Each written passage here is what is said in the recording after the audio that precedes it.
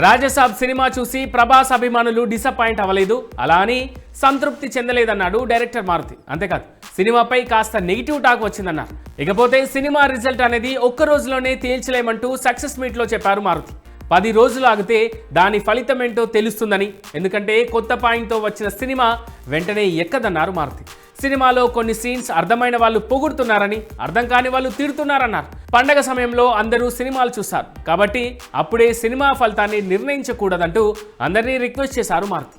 Prabhas fans కు director Maruti good news చెప్పాడు. Recent గా జరిగిన ఈ మూవీ సక్సెస్ మీట్ లో ప్రభాస్ ఓల్డ్ గెటప్ సీన్స్ గురించి మాట్లాడారు.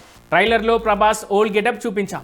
సినిమాలో ఆ సీన్స్ లేకపోయేసరికి చాలా మంది నిరాశపడ్డారు. అందుకే సెకండ్ హాఫ్ లో ఆ సీన్స్ జత చేస్తున్నామంటూ డైరెక్టర్ మారుతి చెప్పాడు. ఎక్కడైతే కొన్ని సన్నివేశాలు సాగతీతగా ఉన్నాయో వాటిని కూడా షార్ప్ చేశామన్నారు. ఈ రోజు అంటే జనవరి 10 సాయంత్రం నుంచే రియల్ రాజా సాబ్ను చూపించబోతున్నామంటూ మారుతి కాస్త గట్టిగా చెప్పాడు.